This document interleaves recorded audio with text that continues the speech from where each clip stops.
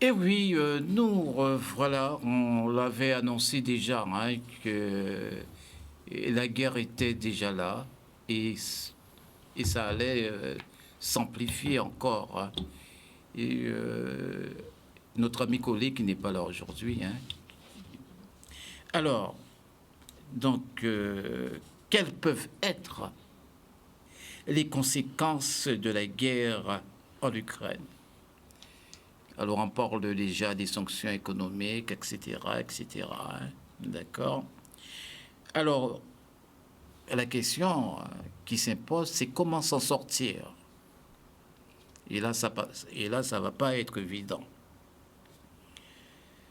La Covid-19, il serait temps d'en finir avec.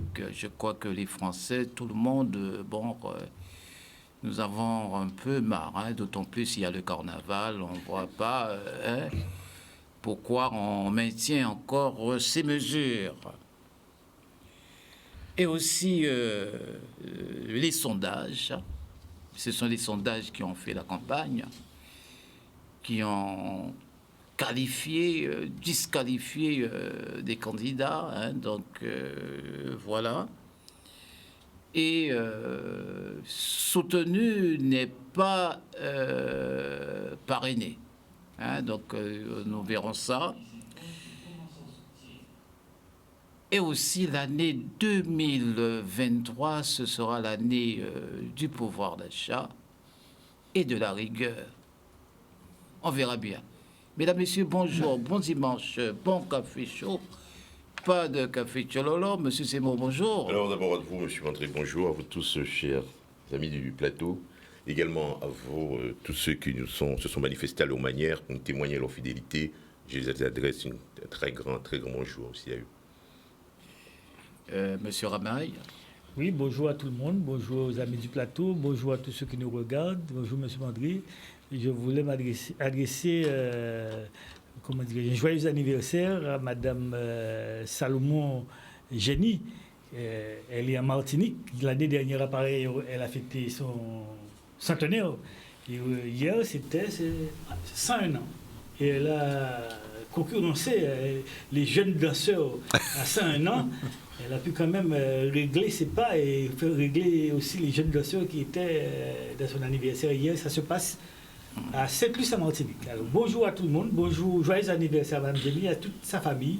Et elle était accompagnée de son arrière petit-neveu qui a 5 ans, 5 générations plus tard. Wow, voilà. Et elle a déjà intégré tous ses enfants. Joyeux anniversaire et puis à l'année prochaine. Inch'Allah. Raphaël Espéronnet. Oui, je m'associe à toi pour l'anniversaire à cette dame qui rentre, qui ouvre, qui inaugure son nouveau siècle. Je lui souhaite aussi beaucoup de bonnes choses. En attendant, bonjour à tout le monde. On est là ensemble, c'est notre dimanche matin, c'est notre petit moment à nous. Donc, bienvenue à tous ceux qui nous écoutent, qui nous regardent, qui nous suivent, qui nous aiment, et puis aussi à ceux qui nous apprécient un peu moins. D'abord, je dis bonjour à la police, puisqu'on m'a dit que Canal 10, c'est la télévision la plus écoutée par la police. Donc, je salue tous les policiers, hein, tous les renseignements généraux, tous ceux qui font dans l'investigation, l'information. Voilà, bonjour à vous. Voilà, hein, un salut démasqué, hein, et non moins fraternel, n'est-ce pas, puisque nous sommes autour du même objet. Je salue aussi la Martinique, et je rejoins M. Ramaille, parce que j'ai j'ai un ami en Martinique qui s'appelle Zébris. On m'a dit qu'ils ont voyagé, je ne sais pas si c'est exact, hein, ils seraient en Martinique. S'ils sont en Martinique, je les salue, eux et voilà, tous ceux qui sont en prison, en leur disant ça suffit, quoi, il est temps qu'ils reviennent. Hein. Bon. Et puis je salue aussi une demoiselle qui s'appelle Nadèle, qui se reconnaîtra. Voilà. Donc, je suis prêt. Bien. Alors, la guerre en Ukraine. Alors, quelles peuvent être les conséquences? On a déjà signalé que il y aura des sanctions et tout ça. Mais M. Seymour, Quelles peuvent être les conséquences aussi pour le monde, pour Oui, nous? Pour nous, c'est sûr que la guerre, on a vu venir. Bon, c'est sûr qu'on a échangé la fois dernière sur guerre ou pas guerre. Moi-même, j'avais soutenu l'idée qu'on n'aurait pas guerre, mais en fait, je me polarisais particulièrement autour de l'affrontement entre les deux grands, à savoir les États-Unis et la Russie. Nous devons espérer, je crois que là, il n'y aura pas d'affrontement, compte tenu des éléments de dissuasion que possède ces deux blocs, ces deux grandes puissances. Alors, je voudrais dire tout simplement que là-dessus, les conséquences, on commence à les voir d'ailleurs. Vous les avez citées, plus ou moins sans entrer dans le détail, à savoir sur le plan économique, des mesures, je dirais, anti-Russie, notamment anti-Poutine, hein, c'est l'extrémum qu'on pouvait viser. Et là, on sent que l'économie est visée à travers les mesures économiques prises par l'Europe, prises par les États-Unis, et sans doute d'autres pays. En tout cas, il y a une coalition, je dirais, occidentale contre la Russie, contre Poutine aussi. Ça, c'est une première. Donc, je crois qu'il faudrait prendre toute la mesure. Et lui aussi, il prend la dimension de la chose. Alors pour nous, je crois que nous qui sommes en Guadeloupe, dans la périphérie, comme je dis, hein, parce que nous sommes attachés à la France, à côté de l'outre-mer, mais il faut bien voir que ça a commencé aussi. D'abord, le retrait des Russes, des astronautes, des techniciens, des hommes pointus en matière aéronautique, astronomique, Aérospatial. Voilà, spatial. Merci Raphaël. À la chasse aux Russes. Oui, voilà, c'est un peu ça, qui se sont retirés du complexe de Kourou, conseil spatial de Kourou. Ça, c'est un élément important, c'est-à-dire, wow, je retire mes hommes, faites sans moi. On va voir ce que ça va donner. Je ne sais pas, il y a une personne est indispensable, sans doute en Occident. Il y a des produits de substitution pour pouvoir faire face aux enjeux du dispositif. Et puis, pour nous, maintenant, en Guadeloupe, bon, je pense que le secteur, nous sommes pays rattachés à un ensemble. C'est sûr que les mesures économiques prises en France, en Europe, auront des effets, parfois de conséquences chez nous. Nous pensons par exemple, on en parle, maintenant c'est le salon de l'agriculture pour en parler, vous savez très bien que maintenant, la France vit avec le blé particulièrement qui vient de l'Ukraine et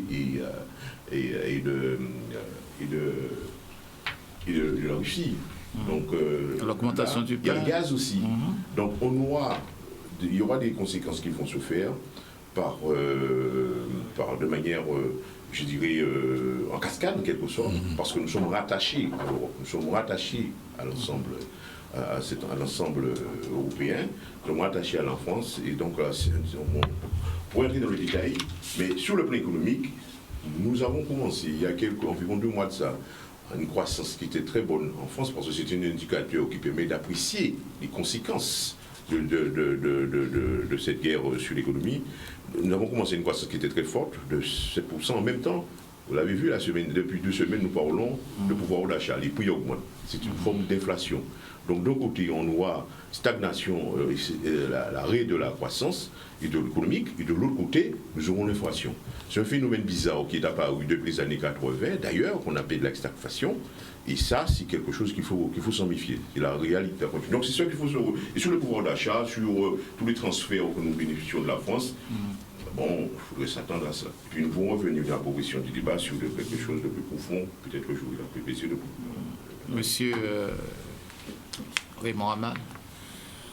Oui, effectivement, ce problème Ukraine-Russe, on a vu venir. Hein. Bon, tout le monde, je crois, au niveau de la communauté internationale, on pensait qu'il n'y aurait pas eu de guerre.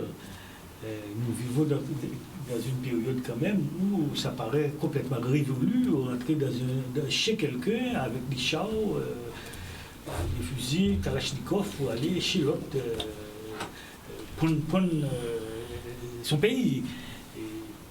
Ça rappelle un peu ce qui s'est passé déjà dans la Caraïbe, où les autres venaient et puis massacraient les gens et puis prenaient place.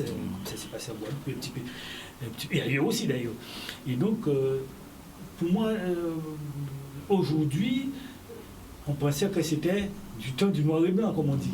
c'est tellement révolu, et puis on voit qu'on est en Europe, le continent de la paix, le continent des droits de l'homme. Et voilà, on a la guerre au centre de l'Europe, aux portes de la France, de l'Allemagne, de l'Italie. C'est inimaginable. Et d'aucuns pensent que, ça on l'entend, hein, je ne suis pas directement à l'origine de ce genre de propos, mais on se demande, est-ce que le Covid n'a pas laissé des séquelles chez Poutine? Et il n'y en a plus deux qui se posent la question, parce que même le président de la République française, M. Macron, disait qu'il ne reconnaît pas l'homme qu'il a connu il y a 15-20 ans. Donc on sent bien qu'on ne peut pas traiter non plus avec un dictateur. Moi, je suis vraiment allergique au dictateur. On ne peut pas traiter avec un dictateur comme on traite avec un démocrate. Lui, pendant qu'on traite avec lui, il ne peut pas, soi-disant, faire confiance de ce qu'il dit. Mais derrière ce qu'il fait, il y avait toute une préparation derrière. Bon, on le savait. Mais les Occidentaux, d'une manière générale, pensent que la parole donnée est sacrée. Or, avec un dictateur, il ne faut pas s'attendre à ce que la parole soit toujours respectée. Et on voit bien qu'aujourd'hui, nous sommes en plein dans une situation qui paraît d'être de notre temps. Et c'est vrai qu'il y aura des conséquences sur la planète. Tout le monde, de tous les pays du monde, on aura des problèmes à régler, des nouvelles positions à prendre. On a vu qu'ils se sont retirés à Kourou, les Russes. Et donc, il y aura un équilibre nouveau. Et puis, il y aura un temps avant et après. Parce qu'on sent bien que, comme disait Macron, ça va durer. Les conséquences seront lourdes à supporter et longues à supporter. Donc, on ne sait pas. On voit bien que la communauté internationale aussi, moi j'ai senti quand même une certaine timidité de la communauté internationale, sous prétexte que l'Ukraine ne fait pas partie de l'OTAN, n'est pas adhérent de l'OTAN. On n'a pas pu rentrer en Ukraine, l'OTAN ne pouvait pas rentrer pour essayer de défendre avec le président ukrainien. Et donc, Poutine, possédant l'arme nucléaire, tout le monde a peur. Si on a un fou, à n'importe quel moment, on peut faire sauter la planète. Donc, on verra bien qu'est-ce que ça donne. J'espère que les négociations vont quand même s'enclencher pour arrêter ça au plus vite. C'est quand même de notre temps, c'est pas de notre époque, ça. Voilà. Peut-être qu'il a besoin de marquer l'histoire à sa manière, Poutine, monsieur. Oui, moi je pense un petit peu différemment. Hein. La folie n'est pas propre à un camp. Hein. Et certainement pas plus Poutine que Bush, au moment où il a déclaré avec la théorie des armes de destruction massive qui n'existaient pas, ou Trump dans tous ses délires, je suis désolé. Hein. Bon, par contre, effectivement, je m'interroge beaucoup sur la situation, et j'avoue qu'elle me fait peur autour de deux idées. D'une part, la notion d'engrenage possible, et d'autre part, la notion de théorie des dominos. Alors, le monde entier est connecté, interconnecté et interdépendant. Ça veut dire que quel que soit ce qui arrive quelque part, il y a une chaîne, blockchain, qui fait que ça réagit ailleurs. Et peut-être qu'au bout de la chaîne, la réaction n'a peut-être plus rien à voir dans son ampleur avec ce qu'il y avait au départ. Donc les conséquences, elles peuvent être extraordinaires, terribles, surtout si ça dure. Ça fait longtemps que quand je parle, dans certains milieux, j'explique que la crise est devenue l'ordre naturel des choses et que la crise est devenue l'ordre culturel des choses. Ça veut dire que l'état de crise qui correspond à la crise de tous les États est un dénominateur propre à la modernité. La modernité, une des définitions de la modernité, c'est le changement plus l'incertitude. Donc le changement, naturellement, ça fait peur. L'incertitude, ça fait encore plus peur. Et on est dedans, en temps plein, depuis au moins les années 2000. Donc l'interdépendance, c'est quoi? On le voit bien. Bien sûr qu'il y aura des conséquences. On le voit au niveau économique. Alors, on bloque la Russie. Bon, moi, je veux bien. Il n'y a pas de problème. Je comprends ces mesures, d'une manière ou d'une autre. Bon, en fait, ils ont déjà largement, eux aussi, les moyens de bloquer économiquement ou en énergie l'Europe. Et donc, on voit bien que dans ce jeu-là, tout le monde est perdant. C'est la théorie du pire éducatif, c'est-à-dire que tout le monde perd, et on voit jusqu'où ça va. La deuxième chose qui m'interpelle quand même, et c'est évident, c'est le traitement qui est fait à cette dictature, à ce fou, etc. Bon, je veux bien, mais enfin, les 3 dernières grandes guerres quasiment mondiales ont été amenées unilatéralement par les Américains, et personne n'a rien dit. Sauf Chirac, qui à un moment donné a dit « Attends, vous déconnez pas les mecs ». Donc il y a quand même un alignement qui me paraît un peu curieux de l'Europe, alors que les États-Unis sont très en retrait et que l'Europe devient le terrain d'exploitation, d'expérience de cette confrontation, qui veut dire que l'Europe risque de casquer au maximum avec ces soi-disant ces petites aides, ces petits machins qu'elle fait, alors que les États-Unis n'auront rien à voir, seront bien protégés derrière, que la Chine, elle attend voir. Donc il y a des possibilités de réaction en chaîne, d'un engrenage terrible et d'une théorie des dominos qui fait que même dans quelque chose pour lequel on n'a pas voulu s'engager, ou alors de manière très prude, très ceci, très cela, on risque in fine de payer les conséquences. Reste la Guadeloupe, parce que c'est la Guadeloupe qui m'intéresse le plus là-dedans. La Guadeloupe, c'est quoi d'aujourd'hui? C'est le carnaval, pas de problème. Nous avons monté blo, nous avons descendu blo, la vie est belle, il y a le carnaval, il n'y a pas de Covid, il n'y a pas d'Ukraine, il n'y a rien. Ça commence à me fatiguer. Je suis désolé de dire ça comme ça. Le monde est en train de s'écrouler ou risque de s'écrouler. On est complètement dépendant ou interdépendant de toute la terre entière, et cela, c'est vidé à les autres. C'est des histoires de robes qui coûtent 3 000 € et pour lesquelles les filles vont se prostituer pour pouvoir acheter cette robe-là, pour pouvoir défiler. Attendez, arrêtez, il y a quand même quelque chose de sérieux qui se joue. On est dépendant de tout le monde. Il se passe, imaginons qu'en France, l'essence, puisque c'est la Russie qui détient le gaz, qui détient le blé, qui détient l'essence, le pétrole. Imaginons que ça augmente de 2-3 centimes, que le pain, que les matières premières, etc. Quid de nous? Donc, je veux dire, faites votre carnaval, c'est pas un problème pour moi. Je suis à Casamance, je m'occupe de mes poules et de mes bêtes à 1000 pattes. Mais essayez de réfléchir 5 minutes, arrêtez, essayez de faire quelque chose pour essayer de vous dire, attends les mecs, le monde peut être autre chose qu'une vaste scène dans laquelle masque a fait masse et masque a gardé masse. Donc, c'est ça qui commence à me fatiguer sérieusement. Et je me dis, pourvu que ça n'empire pas. Monsieur... Oui, dans la logique de ce que dit Raphaël Spéronel, c'est vrai qu'on a envie de parler de la Guadeloupe un peu quand même, c'est ça? Je le ferai. On parle toujours de la Guadeloupe, oui, de toute façon. De continuer à le faire alors. Alors, c'est vrai que d'abord, c'est une question qui se pose au monde. D'abord, quand même, c'est une question mondiale. Il me semble qu'on peut dire que c'est le retour de la barbarie. Poutine nous dit la barbarie est de retour. Alors, pour ceux qui ont oublié, je rappelle aux enfants que le mot grec barbare a la particularité de ne pas être un mot de la langue, c'est une onomatopée. C'est-à-dire que barbare, les Grecs, pour désigner les autres, qui ne sont pas grecs, qui n'ont pas la raison, qui ne sont pas prévisibles, ils ont cherché un mot, mais ils ont pris un mot qui était en dehors de leur langue.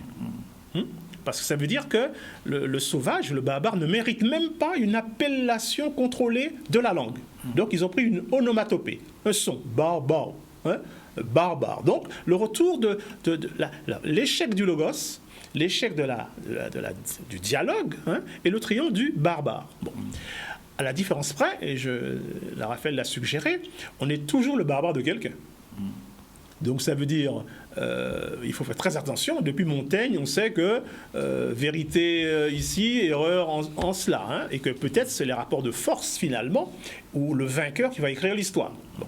Mais a priori, on peut dire c'est le retour de la barbarie. La deuxième chose, c'est le retour triomphal, et c'est le mot de Raphaël Spéronel que je reprends, de l'aléa, l'imprévisible, l'improbable. Quand même, en toute immodestie, dimanche dernier, ici, il fallait être fou pour dire que Poutine allait attaquer Kiev. Ah, mais il n'est pas faux. Il fallait être fou pour le dire. Non, dimanche dernier, il fallait être fou pour le dire. Il n'est pas faux parce qu'il a dit que Oui, Colin est un fou. Colin est un fou. Non, Colin est un fou. Hein, et je le salue. Et on le savait. Oui, on le savait. Hein, il fallait. C'est pour ça qu'il n'est pas là. Fou. Et aujourd'hui, il se cache. Hein, parce qu'il dit d'autres bitadis, pas Vindio. Mais, vous voyez, c'est impensable, c'est improbable. Il faut le dire. Hein, vous voyez. Mais souvent, hein, bon, je ne vais pas parler beaucoup, mais le propre du grand stratège, du grand joueur, c'est l'improbable, l'imprévisible. Hein. Est-ce que vous vous rappelez, je vous rappelle 2 événements de football, pardonnez-moi quand même. Hein. Bon, Raphaël a attaqué les mecs du carnaval avec raison. Moi, j'ai un fait pour les footballeurs. Vous voyez, Mexico, finale de la Coupe du Monde, 70, Pelé a le ballon. Il avance en face du but. La caméra est plongeante. On cherche ce qu'il y aura devant lui. Et subitement, il fait une passe en aveugle à droite. À Gersino. Qui vient de 40 mètres au fond. Et qui est le seul à être là. Et qui passe un coup. Et c'est but. Et même les caméras ont été étonnées. Le joueur, le grand joueur, hein, est imprévisible. Deuxième chose, la balle passe entre une transversale de la balle, hein, devant le but. Tout le monde regarde Pelé et ne regarde pas le ballon. Que fait Pelé? Pelé joue contre le ballon. C'est-à-dire qu'il se déplace ailleurs. Et donc tout le monde le suit. Et la balle tombe et va rentrer dans les buts parce que le joueur, le grand joueur, hein, il est imprévisible. Vous voyez? Poutine est un très, très, très grand joueur. Je ne sais pas s'il est fou ou si c'est sa folie qui fait sa vertu de grand joueur. Hein? Mais c'est un très grand joueur. Et donc, le problème, c'est qu'en face d'un grand joueur, tout ce que vous avez comme outils de prévision, de plan, de trajectoire, hein, tout ça, plus rien ne tient. Plus rien ne tient. Et donc, c'est ça la deuxième chose que je constate. La troisième chose, enfin, c'est une espérance. Est-ce que finalement, puisque Raphaël a appelé les Guadeloupéens à réfléchir un peu, est-ce que le monde, peut-être, ne va pas penser qu'il est temps que émerge un nouvel humanisme, hein? Un nouvel humanisme, non pas un humanisme prométhéen, mais un humanisme plus souché sur la vie et l'aventure collective qu'on doit ensemble penser. Hein? C'est ça les 3 choses auxquelles je pense. Ça, les 3 choses sérieuses. Et pour dire 2 ou 3 choses peu sérieuses. Encore? Ouais, peu sérieuses. Plus sérieuse que sérieuse. En boucle, dis-moi, qu'il faut me rire énormément. Et je le dénonce. C'est Jean-Marc Ferly. Jean-Marc Ferly, dis-moi, que si Poutine Cacheché vient en Guadeloupe, dans la région Caraïbe, pour attaquer les intérêts français, pas oublier de dire que le commandement militaire n'est pas en Guadeloupe, il est en Martinique. Pas Vinicident. C'est les Martiniquais, en fait. Hein. Les intérêts français dans la zone, c'est les Martiniquais. Il faut misser ça quand même. Donc, je profite de Canal 10 hein, pour faire passer le message jusqu'au Kremlin et jusqu'à Poutine pour qu'il sache qu'il peut aller directement à Fort-de-France. Il n'y a pas de souci. Hein. Bon, ça c'est pour le dire moins sérieusement. Oui, et puis pour finir, une dernière plaisanterie sur la guerre. Hein. L'Europe et le monde ne doivent pas oublier une chose exceptionnelle dite par Winston Churchill sur la guerre, parce que, vous savez, on a peur de la guerre. Ah, on a peur de la guerre. Churchill a dit, j'ai failli dire ça en anglais, parce que, vous savez, j'ai une sœur qui est professeure des institutions britanniques à Paris, donc elle dit ça en anglais. Alors, Churchill dit, you had the choice, vous avez le choix. Between shame and war, entre la guerre et la honte. Hein? Vous avez choisi la honte. You chose shame. Hein? Mais vous aurez aussi la guerre. Voilà le problème. C'est-à-dire que quand on ne veut pas livrer bataille, ça c'est pour les nazis. Hein? Parce que lorsque Hitler envahit l'Autriche, Mounka a dit laissez ça, c'est entre you. Hein? Comme Zemmour. Hein? On dit non, c'est entre you, laissez ces bougas ça. Laissez Hitler envahit l'Autriche. Parce que finalement, l'Autriche c'était allemand. Hein? C'est entre you. Donc, et puis, peut-être quand le monstre hitlérien aura mangé l'Autriche, il sera rassasié. Il peut qu'elle fait encore. Et qu'il laisse nous tranquille. Manque de peau. Hein? Donc, ils ont choisi la honte. La honte quand même. eh ben, ils ont eu aussi la guerre, parce que, alors la question par rapport à Poutine, en jouant avec lui, hein, est-ce que finalement, on n'aura pas et la honte et la guerre? Ça, c'est un butin plus sérieux. Conséquence aussi sur la politique de l'immigration, qu'est-ce que ça devient Alors, finalement? c'est inévitable, afflux d'Ukrainiens dans l'Europe, d'une manière générale, particulièrement dans les pays limitrophes qui composaient actuellement, autrefois, jusqu'avant l'effondrement du mur, qui composaient l'URSS. Ça, c'est la conséquence première. Et l'Europe devra financer cette arrivée de personnes, d'Ukrainiens, sur les territoires environnants qui font partie de l'Europe. C'est l'Europe qui va financer ça à gros flux d'argent. Ça, c'est indiscutable. Donc ça, c'est la conséquence directe de nos mouvements migratoires, tout comme on a connu aussi en Afrique, avec l'effacement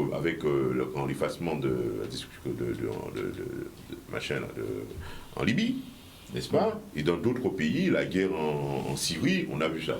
L'Europe s'est trouvée embarrassée avec ça.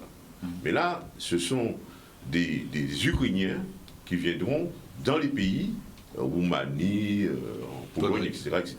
Et même en France. En France aussi, ah oui, ça c'était sûr. Et ils ne voudront pas retourner là-bas. Parce que, bon, ouais. Alors on verra le peine que ça va donner après par rapport à tout cela. Ce sont des Européens. Ah, bien, ah non, les Ukrainiens ne sont pas des Européens. Mais ils viendront dans les pays. La zone d'influence. Alors moi, j'insiste sur. Il y a un point sur lequel je me dirais, je interroge l'Occident, je regarde l'Occident au fond des yeux. L'Occident a toujours cette fâcheuse manie de qualifier de fous ceux qui, à un moment donné de l'histoire, font ce que l'Occident même a enseigné autrefois. Vous voyez, Poutine envahit l'Ukraine. C'est une histoire profonde qu'il faut comprendre, il faut expliquer. Je ne soutiens pas. On aime bien la paix. Mais lorsque les Américains sont allés en Irak, d'abord lorsque Saddam Hussein envahit le Koweït, qu'est-ce qu'on a fait? On a soutenu le Koweït. Ça, il y avait des jeux des intérêts, a conduit à ce que les choses évoluent dans ce sens-là. Ils sont venus, les Américains, ils ont dit non, l'Occident de manière générale. Après, on a vu Saddam Hussein en Irak. Les Américains ont envahi l'Irak pour proposer la paix. Il y a aussi l'Afghanistan, quoique la Russie était aussi en Afghanistan. Bon, elle a été chassée. Donc tout cela, ce sont des antériorités qui doivent conduire à réfléchir lorsqu'on ne vont porter un jugement sur ce qui se passe en Ukraine actuellement. Et on peut comprendre l'attitude de l'Ukraine. Lorsque vous venez avec un mastodonte qui est l'OTAN, vous ambitionnez de mettre des missiles à la porte de la Russie. Et écoutez, M. Mandry, écoutez, mais vous croyez que le gars va accepter ça? Il ne va pas accepter ça. Il a la dissuasion, il a le nucléaire. Eh bien, qu'est-ce qu'il décide? D'envahir l'Ukraine. Parce qu'il sent que la Russie sera menacée. Et les Chinois ne pensent pas différemment pour Taïwan. Lorsque les Américains, l'Occident sort, l'Occident va en Asie pour faire la loi à la porte des Chinois. Ils ne diront rien, ils vont accepter ça. Eh bien là aussi, il y a une crainte. Et on craint quelque chose de terrible. C'est une sorte de rassemblement entre les Russes et les Chinois. Ils se méfient de ça, contre l'Occident. Qu'est-ce que ça va donner? Moi, je ne peux pas le lire dans le marbre de Paris. Je veux dire aussi que l'Europe que nous vivons, l'Europe après l'effondrement du mur de Berlin, même avant, nous voyons que ces pays qui faisaient partie de l'Union soviétique, de la République socialiste, l'Union des républiques socialistes soviétiques, l'URSS, ces pays-là sont entrés dans l'Europe. Alors vous parliez de conséquences pour nous. Mais maintenant, nous payons cher l'entrée de ces pays dans l'Union soviétique, en Europe. L'Europe paie ça. L'Europe va payer depuis dans les années 2000, au début de 2005, 2008. Quand l'Europe a fait l'approfondissement des institutions financières, et en même temps, l'Europe a fait l'élargissement. Après une période d'effondrement du mur, en 89-90, on a vu qu'il y a une période de transition. Ces pays, on les a acceptés dans l'euro. Maintenant, le financement, les fonds européens pour financer l'agriculture, eh bien, l'Europe est aux abois. Ce sont ces pays-là qui ont des sortes d'exploitation, du mastodonte, qui dépassent les dimensions de nos exploitations en Europe. Eh bien, il faut qui pompent les subventions de l'Europe. Au point où maintenant, eh bien, je vais vous dire que la grande question maintenant, c'est que défend l'Europe. La France, notamment, a défendu cette idée. On retrouve dans l'opposé. La France a dit que les subventions de l'Europe destinées au secteur agricole doivent aller directement aux exploitants. C'est ça. Tandis que dans ces pays qui faisaient partie de l'URSS, qui sont venus dans l'Europe, il y avait une culture de ce qu'on peut appeler l'économie sociale et solidaire. Il y avait les kolkhozes, rappelle-toi Nico. Il y avait aussi le softkolz. Les kolkhozes étaient des grandes coopératives. Les softkolz étaient des fermes d'État. Voilà. Et quand on est arrivé à l'effondrement du mur de Berlin, la culture des softkolz s'est retrouvée en Europe. Et l'argent était la culture des kolkhozes, culture kolkhozienne en quelque sorte, s'est retrouvée en Europe. Et qu'est-ce qui s'est passé? Ce sont des grandes structures dans ces pays de l'Est qui ont accaparé les subventions de l'euro. Et qu'est-ce que la France a dit? La France a dit il faut que les sous aillent directement aux exploitants. Et qui sont victimes de ça? C'est nous les Guadeloupéens. Nous sommes victimes.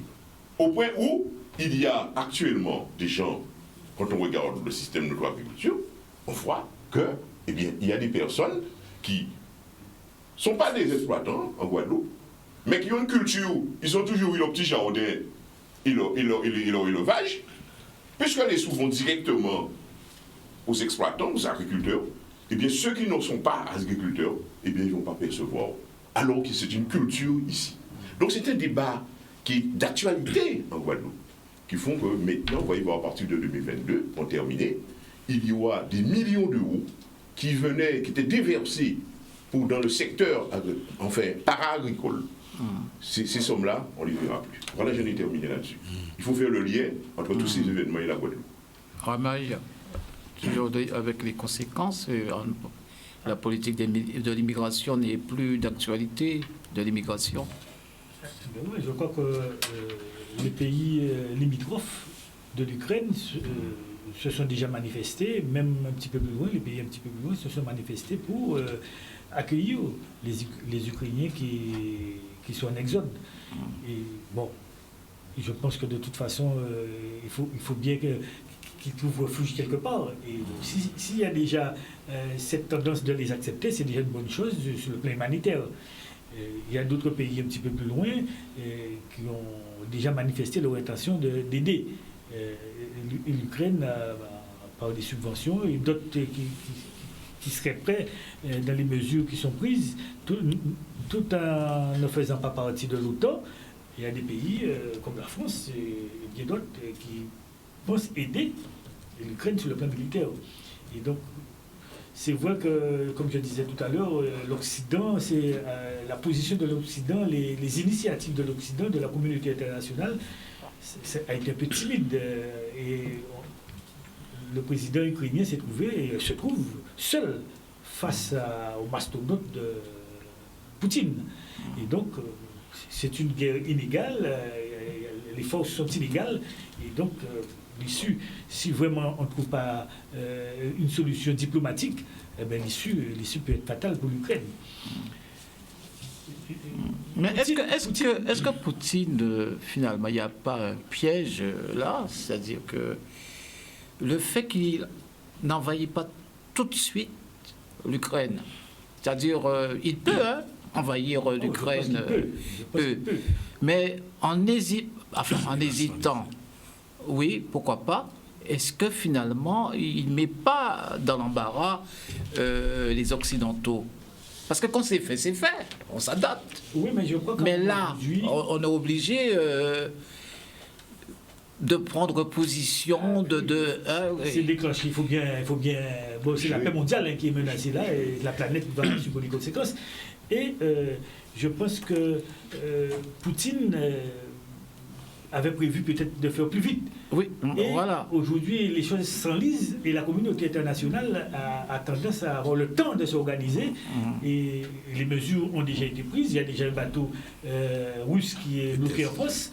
Et donc, sur le plan économique, avec les mesures de SWIFT, etc., qui ont été prises, je pense que Poutine a aussi certainement en tête l'idée de réduire la voilure. Parce qu'il doit certainement.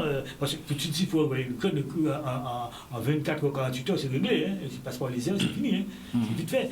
Mais on sent qu'il y a quand même une certaine réticence de la part de Poutine, qui a certainement, avec les mesures qui sont prises, et la puissance de la communauté internationale, la puissance économique notamment, et même la puissance militaire, il y a une puissance militaire aussi en face, qui n'a pas pris position, mais il y a quand même une réserve derrière. Si vraiment il faut y aller, ben, je pense qu'il peut y avoir un certain équilibre au niveau des deux parties.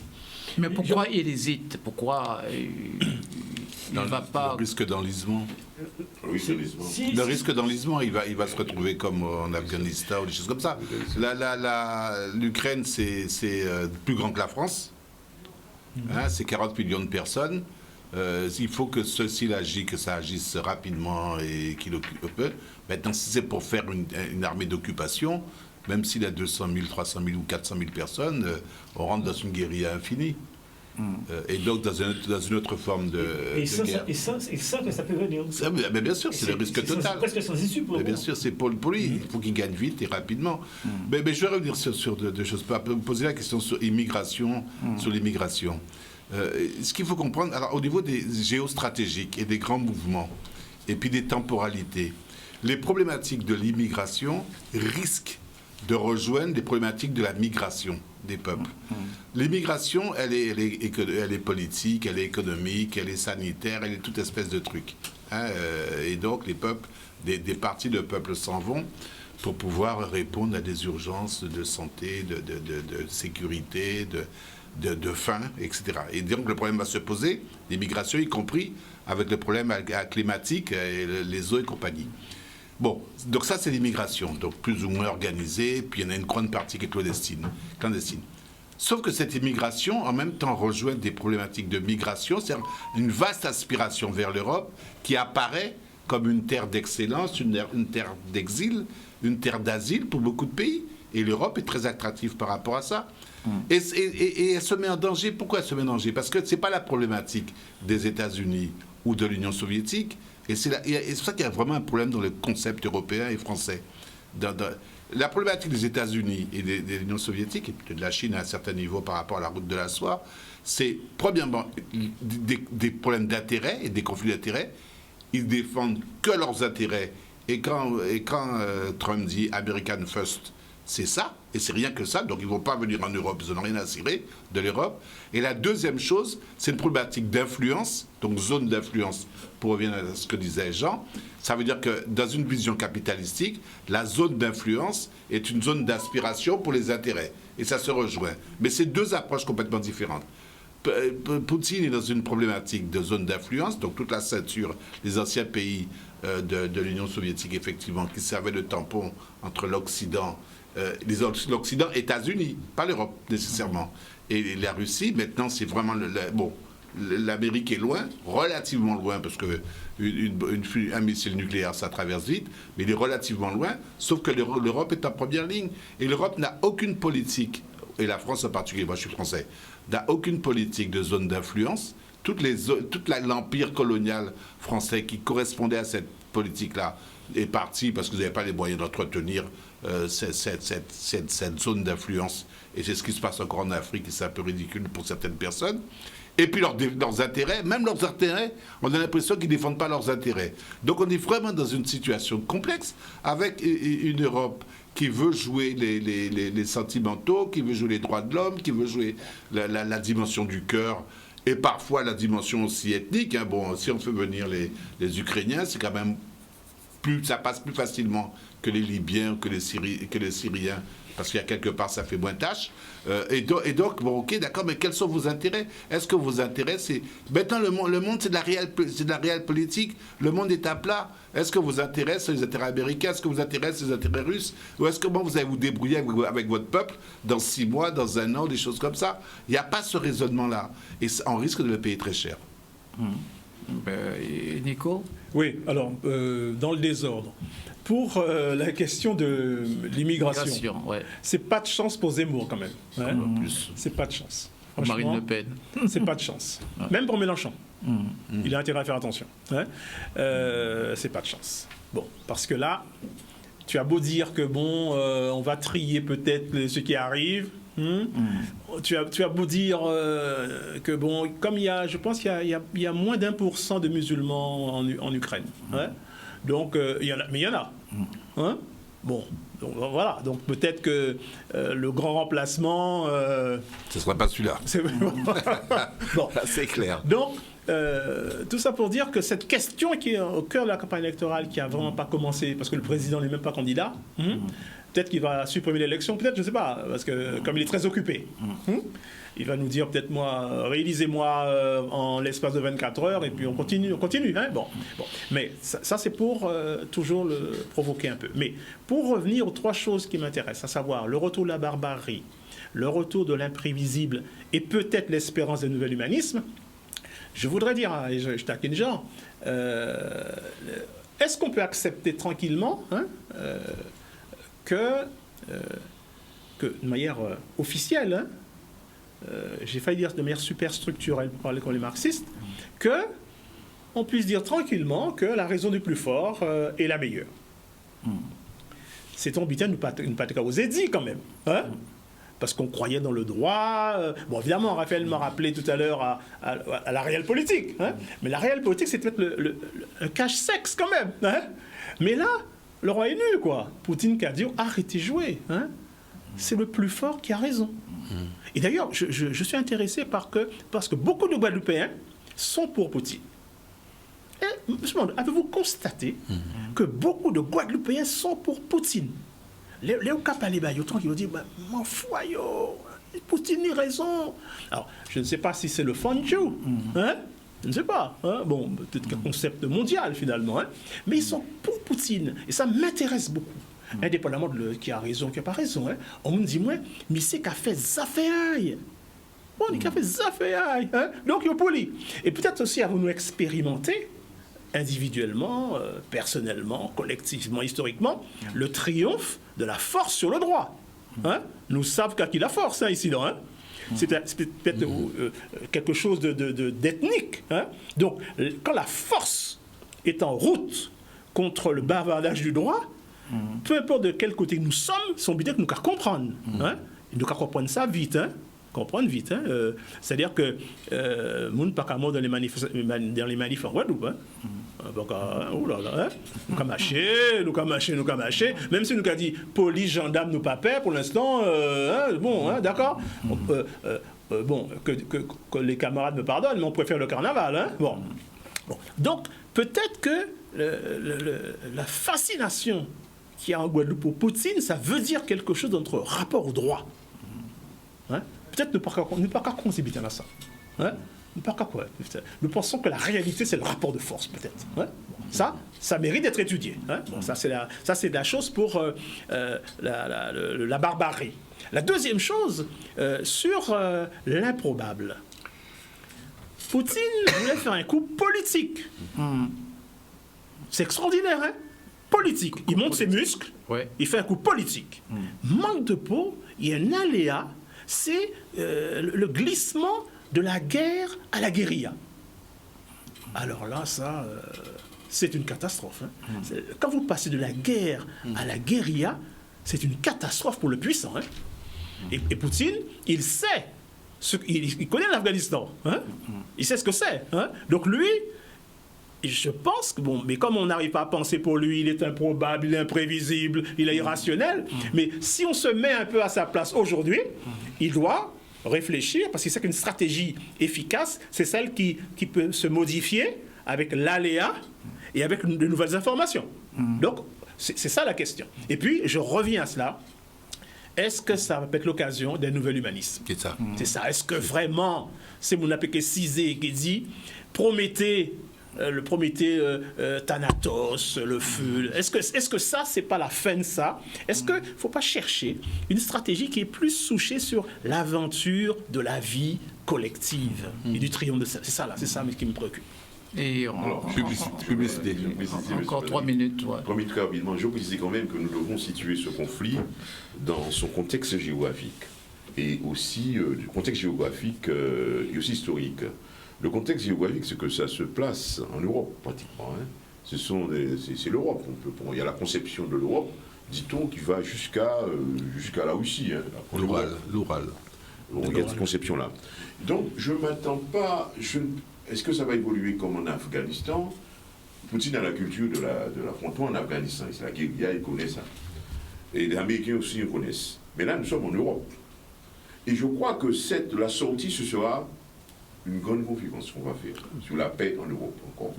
Et très probablement, il gagnera Poutine dans la mesure où on fera de l'Ukraine un État tampon, un État neutre, de manière à ce que la Russie soit protégée.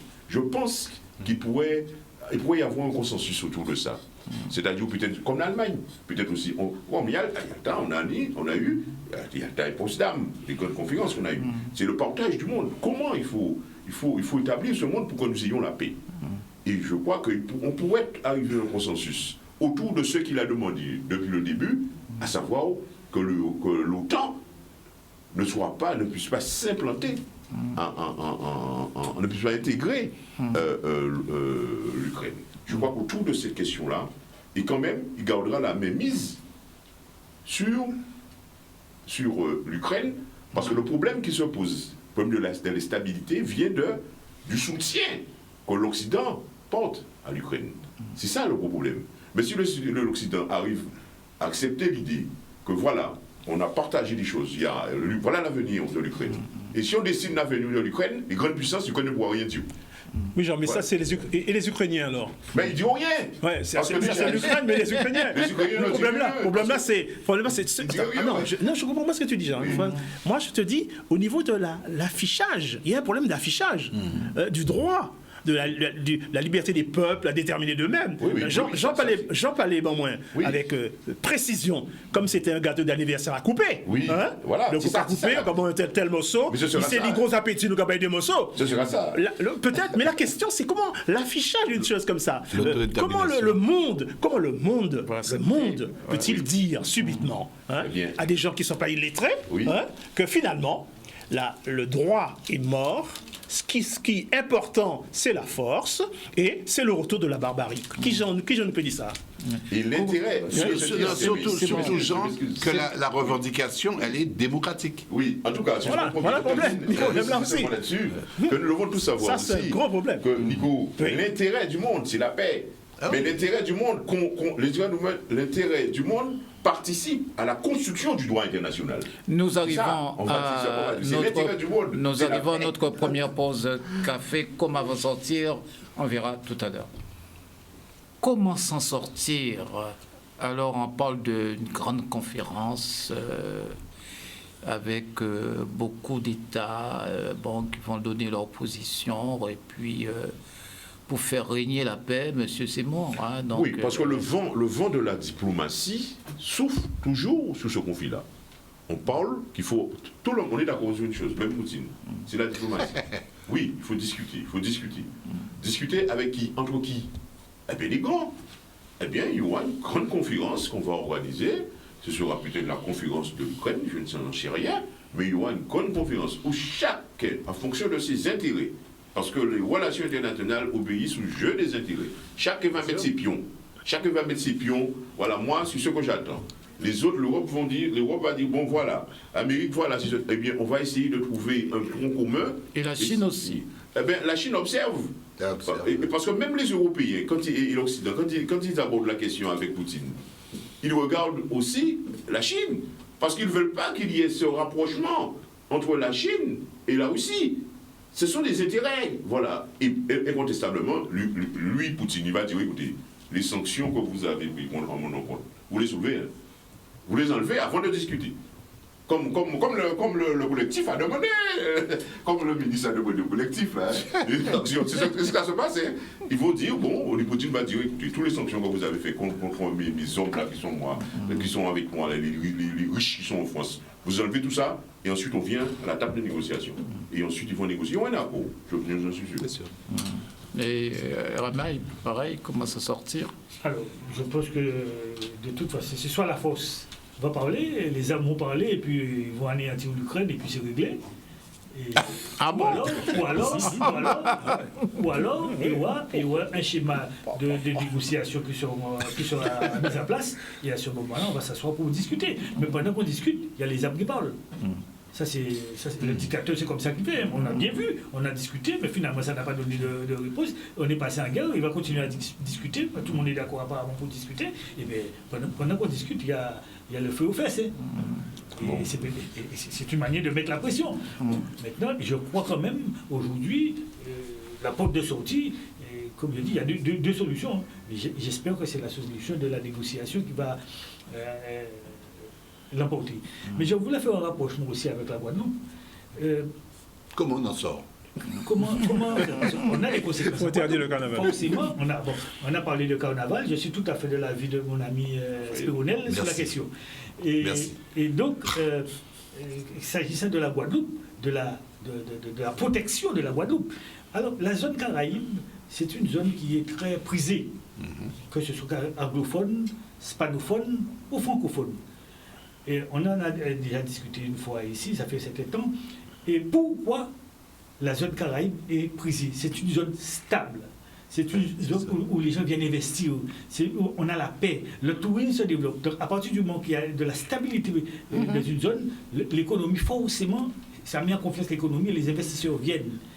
Et pourquoi? Parce que nous sommes dans le ventre de l'Amérique. La terre de Guadeloupe, on oublie parfois, et toute la Caraïbe, ça fait partie de l'Amérique centrale. C'est une terre américaine. Et nous avons cette influence de l'Amérique qui nous protège. Personne n'osera venir attaquer, quelle que soit l'île de la Caraïbe. On a vu, il y a eu un certain moment des bouts de bottes, c'était à Saint-Vincent, il me semble. On a vu que l'Amérique a réussi Saint-Vincent, c'était... ça fait il y a quelques années. Grenade. À Grenade. Eh bien, ça s'est réglé à 2-4 mesures, 2-4 mouvements. Donc, c'est une zone stable à cause de la puissance américaine qui est à côté. Et ça, peut-être, certainement, c'est tellement... les gens oublient. On trouve ça naturel, nous sommes dans une zone stable. Mais ça ne tombe pas du ciel. C'est qu'il y a une puissance à côté qui nous protège et qui fait de cette stabilité ici. Et on voit très bien, lorsqu'on n'a pas cette protection géographique, cette protection militaire, eh bien, on est livré à toutes sortes on est à la merci de n'importe qui. On voit ça en Ukraine. L'Ukraine, aujourd'hui, il ne fait pas partie, il n'est pas allié des Russes et il n'est pas allié de l'OTAN. Mais qu'est-ce qui se passe? Eh bien, là, c'est de la chair à canon. On voit qu'il est là en espérant que l'OTAN va pouvoir le sauver. Mais on voit bien que c'est une situation difficile. Il faut toujours, quelque part, être allié. Alors, tout ça pour dire, la Guadeloupe indépendante demain, eh bien, si on n'est pas allié à l'Amérique, eh bien, on sera allié du côté de Cuba et l'Union soviétique. C'est toujours le même truc. On va retourner dans le système des deux blocs, avec cette guerre qui est en cours, le système des deux blocs. Peut-être avec un nouveau point d'équilibre, il y aura peut-être la Chine, l'Inde, la Russie, et de l'autre côté l'Europe, l'Amérique. Donc il y aura peut-être un nouvel positionnement, mais on sera toujours entre deux blocs. Et donc, il ne faut pas croire que ce n'est pas négligeable. Hein. Ce n'est pas parce qu'on n'a rien, mais c'est là, et il faut avoir cette protection-là. Oui, alors il faudrait que je rajoute à ce que je disais tout à l'heure. Je parlais de zones d'influence. De zones d'intérêt qui ne sont pas les mêmes. Il y a la troisième zone, effectivement, la zone de protection. Nous sommes sous la zone d'influence américaine.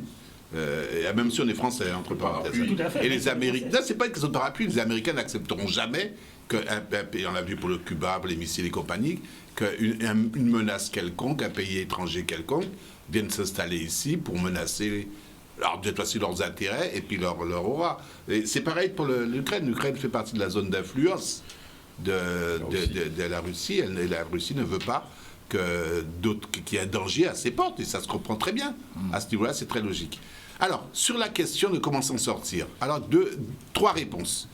Première réponse, ça dépendra du nombre de morts. Désolé. C'est complètement... Désolé pour mon ami. Je suis désolé, Nico. Je sais que tu as une haute estime pour moi, mais ça coûte tant en morts. À un moment donné, on va faire quelque chose. Alors, je ne sais pas si on a le temps d'arriver à l'Holocauste ou à autre chose, mais c'est la première chose. À un moment donné, le poids des morts devient politiquement intenable. Et insoutenable, pour prendre un terme de gens. Deuxième chose, c'est que de toute façon, il faudra que ça finisse autour d'une table de négociation, quelle que soit. Alors avec, à mon avis, Poutine en position forte. Parce que l'Occident est tout en subtilité et pas en rapport de force.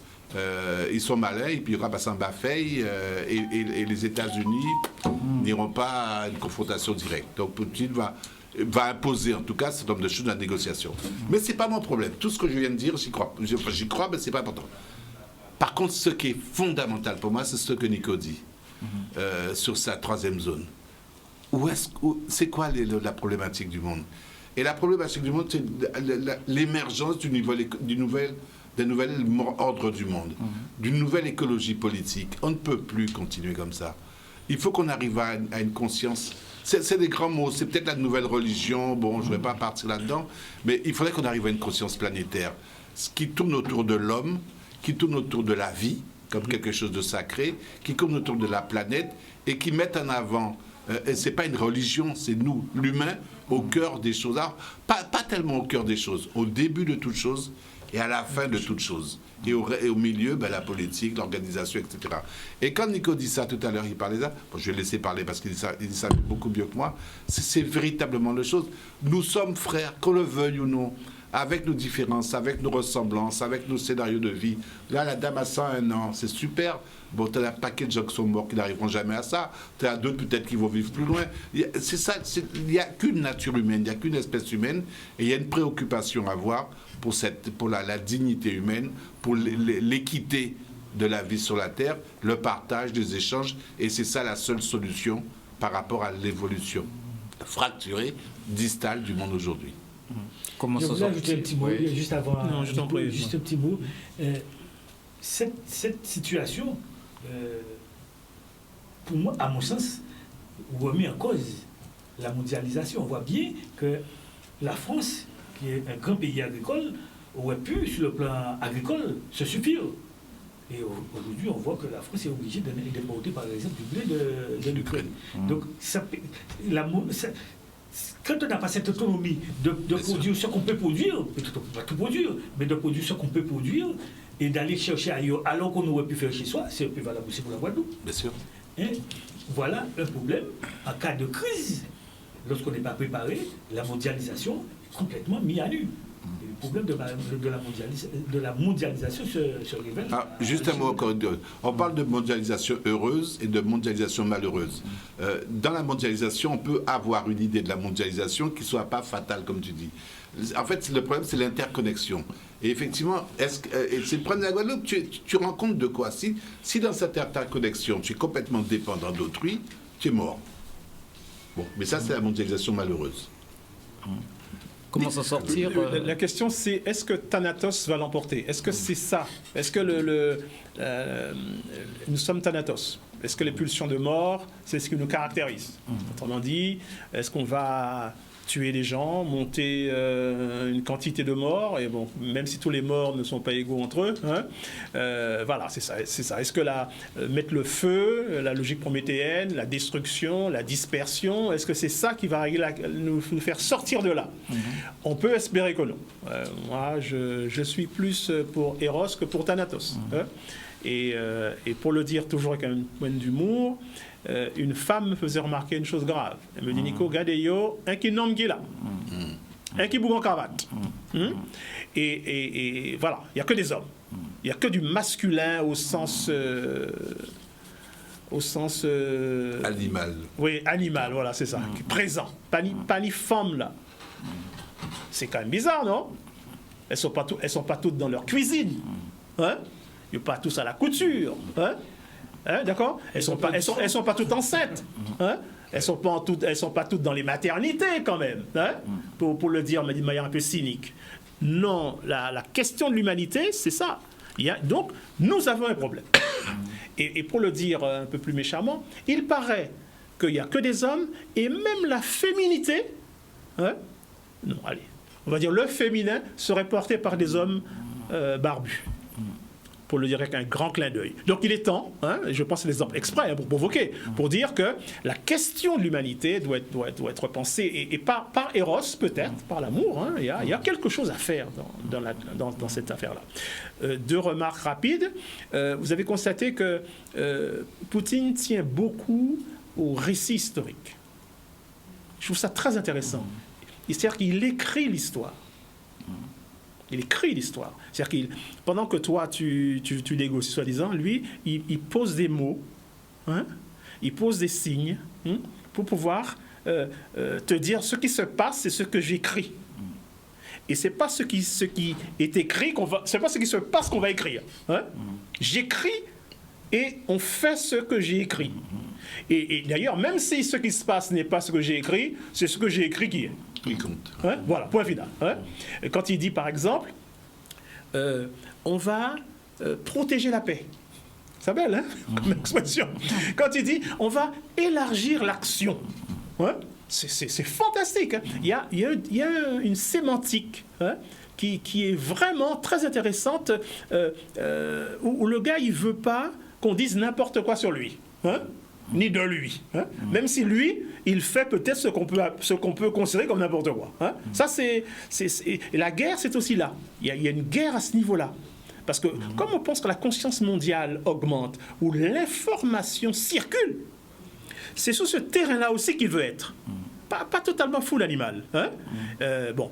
Et deuxième chose, puisqu'on est sur le terrain de l'Internet et des réseaux, il y a une chose dont on ne parle pas beaucoup, c'est la guerre cybernétique. C'est-à-dire qu'il faut faire attention, peut-être que la prochaine guerre sera une guerre des hackers. C'est-à-dire que la guerre sera celle de votre capacité à protéger vos données, votre capacité à mettre des murs, pour empêcher que les Anonymous, hein, viennent détruire votre système. Parce que si Anonymous prend le contrôle du Kremlin, hein, même à San Francisco, on peut décider de ce qui se passe par le reste du monde. Hein, et on peut défaire ce qui se passe. On peut peut-être empêcher aux chars de se déplacer s'ils n'ont pas les moyens pour se situer. Hein. Donc cette guerre-là, c'est une guerre à laquelle il faut penser. Et c'est vrai que les vieillards comme moi pensent au système SWIFT, mais mon fils rigole. Hein? Les crypto-monnaies. Mon fils rigole. Mon fils rigole du fait que, d'ailleurs il n'est pas loin là, il rigole du système SWIFT. Hein? Alors par contre, les Anonymous, ça l'intéresse beaucoup plus. Hein? Et c'est la nouvelle guerre, c'est celle-là qui est devant nous. Mais en tout cas, l'espérance d'un nouvel humanisme, c'est ça qu'il faut chercher. Soucher sur la vie et l'espérance, l'aventure de la vie collective, quoi, c'est ça. Je te mets là-dessus, vraiment, on a envie de venir à vous, là, le sujet, mais quand même, c'est ce qu'on appelle le champ des cybermissiles. Les cybermissiles, ben oui, hein, qui envahissent le champ du numérique et qui peut éventuellement, ces missiles peuvent éventuellement tout bousiller. Il y a dans les entreprises, dans les hôpitaux, nous savons quelque chose. Et je termine là-dessus, moi, je montrer sur le point, c'est que quand on regarde la mondialisation maintenant, nous regardons ce qui se passe en Ukraine, dans le monde, un peu partout. Vous savez, tout ce qui se passe dans le monde actuellement, notamment on critique le fait que, par exemple, nous n'avons pas, en période de Covid, nous n'avons pas de masques, nous n'avons pas de trucs, de médicaments, de trucs, etc. Et on parle aussi, même maintenant, le céréal vient de l'Ukraine. Mais écoutez, le monde, depuis le XXe siècle, le monde économique s'est bâti sur une loi, sur une théorie. C'est une théorie d'un grand économiste, ami d'Adam Smith, qui est David Ricardo. Cette fameuse loi des avantages comparatifs. Eh bien, c'est cette loi des avantages comparatifs qui gouverne le monde. la France se pose la question. Est-ce que moi qui possède la technologie, la grande technologie, la modernité, est-ce que c'est plus intéressant pour moi de faire produire du céréal chez moi que d'acheter du céréal à l'Ukraine où la main-d'œuvre est moins chère, là où il y a beaucoup plus de grandes exploitations?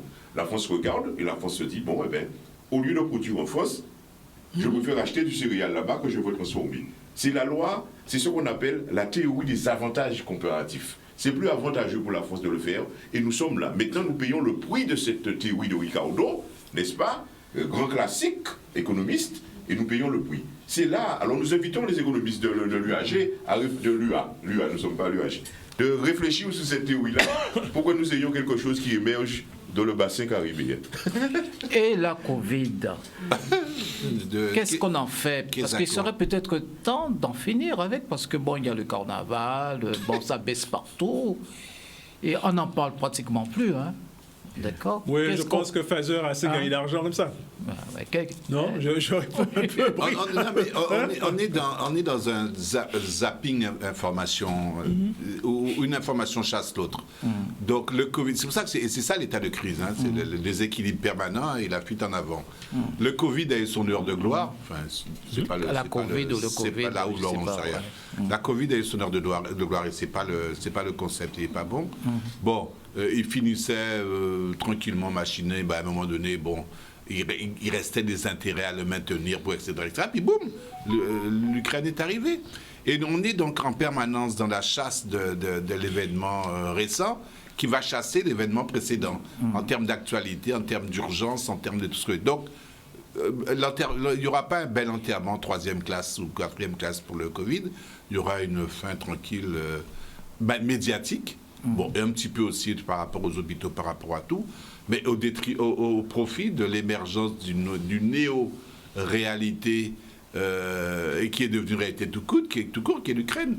Et on est dans cette fuite en avant, dans cette perpétuelle course depuis un bon bout de temps. Un événement chasse un autre. C'est du zapping. Alors, on le connaissait par rapport à la presse, par rapport aux informations diverses, par rapport aux faits divers. Maintenant, on a l'impression aussi que même au niveau politique, à des grands niveaux, on est dans cette même espèce de comportement, de zapping comportemental sur des phénomènes, sauf qu'ils sont à dimension mondiale, etc. Pour revenir à Jean, par rapport à, effectivement, à Ricardo, juste un truc, c'est qu'effectivement, donc, dans une économie capitalistique fermée, étroite, je vais là où j'ai plus d'intérêt monétaire et d'intérêt financier, monétariste. Vraiment, c'est moins. Donc, je tue les entreprises chez moi. Je vais importer ailleurs parce que c'est moins cher d'un point de vue financier et tout. Moyennant quoi, c'est ce qu'on voit maintenant, je perds ma souveraineté sur une production. Voilà. Et quand demain matin, c'est aujourd'hui, je me rends compte que les équilibres ont changé ou que certains domaines ont muté, ben, je me rends compte que je suis point main lié par rapport à X, Y, Z. Et c'est ça le problème. C'est pour ça que au début de cette intervention, j'intervenais sur la Guadeloupe qui commence à me fatiguer avec cette espèce de zapping permanent festif. Il serait temps qu'on construise ce pays. En termes de, on a fait longtemps qu'on en perd. En termes de souveraineté, en termes d'indépendance, après je dis indépendance, c'est alimentaire, c'est des machins comme ça, parce que ça devient urgent. On ne peut pas être... Notre sécurité dans tous les domaines ne peut pas dépendre uniquement de l'extérieur. Alors, pour cette crise sanitaire, est-ce qu'on continue avec les mesures? Le roi est nu. Ouais. On s'aperçoit que finalement, cette affaire-là, c'était une arme électorale quand même, non? C'est le contexte sanitaire, indépendamment de la réalité de la maladie. Hein? Parce que, bon, il faut dire aux camarades qui pensent que le Covid n'existe pas, il faut se calmer un peu. Hein? Indépendamment de la réalité de la maladie, il ne faut pas exclure que c'était un contexte propice aux gouvernants qui veulent tenir les gens. Hein? Et donc, dans un contexte comme celui-là, on tient les gens, on peut les, comme je dis, on peut servir l'obéissine. Hein? D'accord? Et comme l'enjeu, c'est le contrôle des esprits, c'est ça la politique aujourd'hui. Donc, c'est vraiment favorable. Et je crois que Macron pousse un peu le bouchon un peu loin, mais il n'a plus besoin de ça parce qu'il y a la guerre. Hein?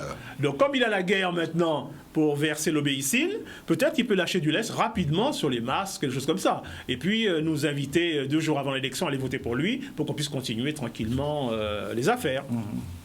Et Raymond Ramaille, la crise sanitaire? Oui, je pense que le Covid peut-être est dans sa phase d'extinction, en tout cas je l'espère, compte tenu de certains spécialistes en la matière. Et donc, effectivement, les dirigeants peuvent certainement utiliser le Covid. En général, quand il y a un souci, c'est toujours à l'avantage du sortant. Et Macron, c'est lui qui risque de tirer son épingle du jeu à cause du Covid. Et aujourd'hui, avec la guerre, je crois que la messe est...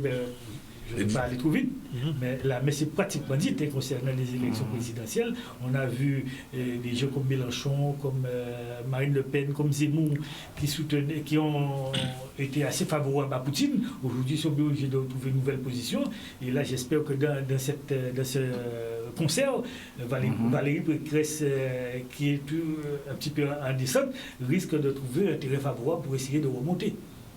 Et pareil. Alors très rapidement pour dire que Covid est une arme électorale. Je n'en sais rien. Mais en fait, je ne crois pas tellement. Hein. Je n'en sais rien, mais je crois pas tellement. Parce que, regardons, nous avons eu Trump super intelligent aux États-Unis. Trump, il a perdu les élections. Nous étions en période de Covid. Et puis, il y a des pays qui, quand même, n'ont pas connu la période des élections en période de Covid. Donc, on peut en discuter là-dessus, cette idée-là. Rapidement. Juste un petit mot. Reste qu'on est quand même, et c'est ça qui est important, dans le champ du politique. Et le champ du politique, c'est celui de l'instrumentalisation du vivant. Le vivant, c'est ce qui se passe. Soit c'est vivant humain, soit c'est vivant animé, des phénomènes. Et donc là-dedans, effectivement, et je rejoins donc tout événement, dès lors qu'il va être pris par le politique, va être une arme, d'une manière ou d'une autre, un instrument pour faire avancer sa politique ou la faire stagner, quoi que ce soit. Mais c'est par définition un instrument au service du politique. Et donc Macron est un super politicien. Il n'aura même pas besoin de se présenter pour être élu. Puisqu'il est chef de guerre, il y aura alignement derrière le chef de guerre. Et les sondages? Les sondages, je pense que on en parle très peu. Pour le dire rapidement, les sondages véritablement font la campagne électorale, parce que sinon on s'ennuie. La question, c'est vont-ils aussi faire l'élection? Il faut attendre l'élection pour savoir ça. Par contre, il y a une chose nouvelle, l'électeur ou le sondé commence à avoir sa propre stratégie. C'est-à-dire qu'il commence à te mentir. C'est-à-dire qu'il sait qu'on le sonde, il sait ce qu'on cherche, et un des biais plus grave, c'est que c'est le sondé lui-même. Bon, il n'est pas qu'à dire rien, il qu'à dire bon, non, moi, non. On compte Marine. Et qu'à attendre, comment dire, derrière les zoologues à fait noué, il qu'à attendre pour montrer que ça y connaît. Très rapidement. Alors, les sondages, Nico, rapidement, les sondages, alors je pense que les sondages ont perdu la face. Parce que les sondages apprécient, mesurent les incertitudes, les probabilités. Or, maintenant, dans le champ politique, nous sommes de l'ordre de la certitude. Macron sera élu. Donc les sondages n'ont pas de place. Ramaille, rapidement. Oui, les sondages, effectivement, ça peut orienter de temps en temps l'opinion, mais à un moment donné, mais généralement, on peut voir une élection se basculer en 2-3 jours, parfois une nuit. L'élection bascule, il suffit qu'il y ait un événement, par exemple, comme l'Ukraine, et puis ça peut basculer. On voit aujourd'hui, Macron est plutôt largement favori dans cette affaire-là. Moi, je pense que vraiment les sondages décrochent de plus en plus. Ils décrochent littéralement. Parce qu'ils recouvrent ou ils perpétuent une réalité qui est une réalité virtuelle. Or, de l'énoncé, de la représentation, des choses comme ça. Or, maintenant, on est tous, tout le monde est dans un monde pragmatico-réel, de manipulation du réel, et effectivement, pour reprendre ce qu'on disait, d'avantages inconvénients sur le moment. Donc les sondages, je ne m'y fie plus du tout. Et puis ils n'ont jamais fait d'élection. Et puis pour le dire toujours avec beaucoup de moquerie, il y a un écrit très intéressant de Yankelevitch qui dit, comme vous savez, quand on fait un sondage, la clé c'est l'échantillon représentatif. D'accord ? Bon. Il dit qu'un jour, pour supprimer l'élection, sans perdre du temps à l'élection, on va chercher l'électeur représentatif. Donc, il chercher le bout qui représente finalement la pensée collective. Et donc, on dit, alors, qui est élu? Et qui dit Macron, on dit, OK, Macron est élu. Donc, c'est ça, ce paradoxe, en fait, de cette démocratie, dont les outils, finalement, sont des outils de perversion. Mais il faut maintenir, je suis d'accord avec Raphaël, le cap du politique, du citoyen, parce que c'est ça la chose qui nous reste, quoi. Ainsi va le monde. Ainsi va la Guadeloupe. Passez une excellente journée et bon carnaval à tout le monde. Si vous voulez bien, bon carnaval, si vous voulez. OK. Oui. Carnaval, non, on veut dire carnaval.